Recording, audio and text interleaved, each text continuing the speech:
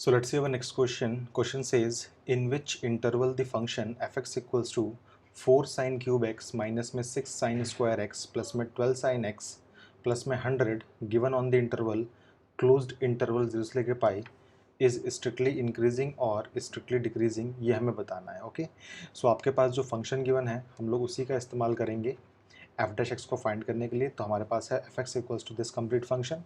सो हम यहाँ फाइंड करने वाले हैं एफ डैश एक्स. सो देखिए वो आपके पास क्या आएगा.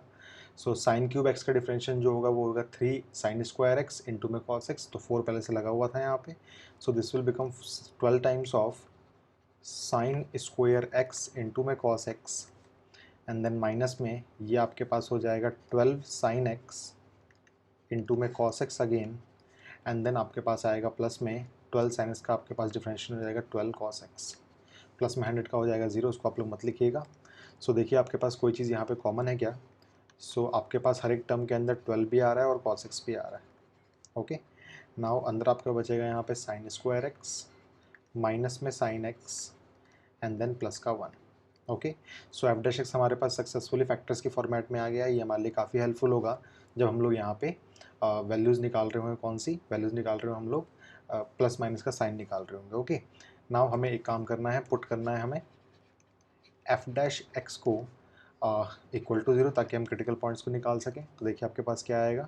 ये आपके पास हो जाएगा 12 times of cos x and then into में साइन स्क्वायर एक्स माइनस में sine x and plus 1 equals to 0. Okay so आपके पास यहाँ पे मेनली दो फैक्टर्स हैं, कॉस एक्स और ये पूरी टर्म. दो नंबर्स को मल्टीप्लाई करने के बाद 0 मिल रहा है. इसका मतलब क्या हुआ. इसका मतलब वो या तो कॉस एक्स इक्वल टू 0 होगा और साइन स्क्वायर एक्स माइनस में sine x plus 1 equals to आपके पास 0 होने वाला है. ओके सो आपको पता है cos x की वैल्यू 0 कहाँ पे होती है. तो cos x की वैल्यू हमारे पास 0 होती है सारे के सारे odd multiples of pi by 2 पे. हमारे पास जो इंटरवल गिवन था वो स्टार्ट हो रहा है हमारे पास 0 से. तो हम लोग यहाँ पे नेगेटिव एंगल्स को नहीं लेके चलेंगे. सो हमारे पास x जो आएगा वो आएगा हमारे पास pi by 2 and then 3 pi by 2 5 pi by 2 चलता रहेगा ऐसे ही हमारे पास ये.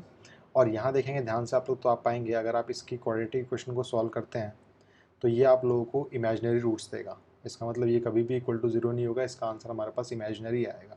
सो हम ये बोल सकते हैं यहाँ से कि साइन स्क्वायर एक्स माइनस में साइन एक्स प्लस 1 कभी भी इक्वल टू 0 नहीं हो सकता बिकॉज इसके हमारे पास रूट्स क्या आ रहे हैं, इमेजिनरी आ रहे हैं. ओके अब ध्यान से देखिएगा यहाँ पे आप लोगों के पास कौन कौन से पॉइंट्स एक्सेप्टेबल होंगे इस इंटरवल के अंदर जो आपको यहाँ दिया हुआ है. सो पाई बाई 2 यहाँ पे आ रहा है, आपको लेना है पाई से छोटा. सो मेरे ख्याल से ये एंगल आप लोगों का रिजेक्ट हो जाएगा, ये भी रिजेक्ट हो जाएगा. इसका मतलब आगे कोई एंगल्स यहाँ पे नहीं आएंगे. So X equals to pi by 2 ही सिर्फ ऐसा एंगल है जो बिलोंग कर रहा है ओपन इंटरवल 0 से लेके पाई के अंदर. ओके सो आप लोगों को अपने इंटरवल को यहाँ प्लॉट करना है. इंटरवल आपके पास गिवन था 0 से लेके पाई, दोनों यहाँ पे इंक्लूडेड थे. ओके एंड आपके पास जो क्रिटिकल पॉइंट आया बीच में वो आपके पास आया है यहाँ पे पाई बाई 2. ओके ना आप लोगों को यहाँ पे सब इंटरवल्स वगैरह बनाने हैं. तो देखिए कैसे बनेगा ये. आप नामकरण कर दीजिए यहाँ पे. लेट्स सपोज आपने इसको नाम दे दिया ए, इसका नाम दे दिया बी. सो यहाँ पे आपके पास एक इंटरवल बनेगा ए जो आपके पास आएगा 0 से लेके पाई बाई 2 का इंटरवल. ध्यान से देखेंगे तो आप पाएंगे 0 आपके पास इंक्लूड था तो आप इसको इंक्लूड कर लेंगे, इसको आप लोग एक्सक्लूड कर लेंगे. ओके और जो आपके पास बी आएगा उसको आप बोल सकते हैं कि वो आपके पास है पाई बाई 2 से लेके पाई. पाई बाई 2 तो क्रिटिकल पॉइंट से आया था, कभी भी इंक्लूड नहीं होगा, लेकिन पाई इसी इंटरवल के अंदर हमारे पास इंक्लूड था. ओके ना आप लोग क्या कर सकते हैं, आप लोग ए इंटरवल का जो बीच का पॉइंट आपको निकालना हो तो आप लोग वहाँ पे इस 0 को भी ले सकते हैं बिकॉज ये इंक्लूडेड है यहाँ पे. सिमिलरली बी वाले के लिए आप इस पाई को भी यहाँ पे ले सकते हैं. ओके सो लेट सपोज आप लोगों ने यहाँ पे पॉइंट पिक कर लिया 0 ही लेट सपोज पिक कर लिया आप लोगों ने. देखिए आपके पास क्या आएगा. सो कॉस 0 आपके पास होता है 1. सो ये आएगा आपके पास पॉजिटिव. ओके एंड देन इसकी वैल्यू आपको फाइंड करनी पड़ेगी. तो निकाल लीजिए आप लोग इसकी वैल्यू. साइन 0 आपके पास होगा 1 माइनस में साइन 0 अगेन आपके पास होगा 1 एंड प्लस 1. तो अल्टीमेटली आपको मिलेगा 1 1 आपके पास है पॉजिटिव. सो अल्टीमेटली आपको मिल जाएगा यहाँ पे positive. Okay all right now second value हम लोग इवेलुएट करने की कोशिश करते हैं यहाँ पे. तो आपके पास है पाई बाई 2 से लेके पाई, क्यों ना हम लोग पाई को ही लेके चलें. सो कॉस पाई आपके पास होता है -1 यानी कि negative and then sine square pi करना है आपको, माइनस में साइन पाई करना है एंड प्लस में 1 करना है आपको, ऑल राइट। तो साइन पाई आपके पास होता है 0 एंड देन स्क्वायर करने पे भी 0 ही आएगा। साइन पाई आपके पास होता है 0 एंड +1, यानी कि अल्टीमेटली आपके पास आ रहा है पॉजिटिव। ओके, सो आपने एक चीज़ देखी कि ये टर्म आप लोगों की दोनों जगहों पे पॉजिटिव आ रही है। अभी मैं इसको प्रूफ कर देता हूँ कि दोनों जगहों पे कैसे पॉजिटिव आ रहा है। ओके, बट यहाँ देखिए आपके पास यहाँ हो जाएगा नेगेटिव। इसका मतलब क्या हुआ, इन दोनों से आपने ये कंक्लूजन निकाला है कि जो आप लोगों का f' आएगा वो इस वाले केस में बन जाएगा आपका >0, यानी कि फंक्शन आपका कहलाएगा इंक्रीजिंग, एंड देन इस केस में आप लोगों का जो f' आएगा वो आपका हो जाएगा <0, यानी कि फंक्शन आपका हो जाएगा डिक्रीजिंग। ऑल राइट, नाउ आपको यहाँ फाइंड करना था स्ट्रिक्टली इंक्रीजिंग और स्ट्रिक्टली डिक्रीजिंग, तो आप लोग इजीली फाइंड कर सकते हैं। ध्यान दीजिए कैसे। स्ट्रिक्टली इंक्रीजिंग के लिए आप लोग फॉलो करेंगे इस इंटरवल को, तो ये आपके पास है 0 से लेके π/2। मैंने आपसे कहा था क्रिटिकल पॉइंट्स को कभी भी आप इंक्लूड नहीं करेंगे। π/2 आपके पास क्रिटिकल पॉइंट आया था, इंक्लूड मत कीजिएगा। 0 को आप ऑब्जर्व कीजिए, 0 आपके पास यहाँ पे इंटरवल में गिवन था और यहाँ पे क्लोज्ड में है, तो आप इसको क्लोज्ड में लगा देंगे। सिमिलरली स्ट्रिक्टली डिक्रीजिंग में क्या होगा, आप लोग इस इंटरवल को देखेंगे, आपके पास आया है π/2 से लेके π/2 क्रिटिकल पॉइंट था, इंक्लूड नहीं करेंगे। पाई क्रिटिकल पॉइंट तो नहीं था, लेकिन हमारे पास यहाँ पे वो क्लोज्ड इंटरवल में लिखा हुआ है, इसका मतलब आप इसको यहाँ पे इंक्लूड कर देंगे। ओके, तो आप लोगों ने यहाँ से देखा कि जो स्ट्रिक्टली इंक्रीजिंग का जो आपका इंटरवल आ रहा है वो आ रहा है क्लोज्ड इंटरवल 0 है आपके पास, और π/2 आपके पास ओपन में है। एंड स्ट्रिक्टली डिक्रीजिंग में जो आपके पास आ रहा है वो आ रहा है ओपन इंटरवल π/2 एंड पाई आपके पास यहाँ पे क्लोज्ड इंटरवल के अंदर है। ओके, नाउ मैंने आपसे कहा था कि आपको देखना है कि sin² माइनस में sin x +1 का आंसर दोनों जगहों पे एक्चुअल में पॉजिटिव कैसे आया है, इसको चलिए हम लोग एनालाइज करते हैं एक बार। ओके, सो यहाँ देखिएगा ध्यान से, आपको पता है sin² लिखा हुआ है, इसका मतलब ये तो हमेशा >= 0 होगा ही होगा।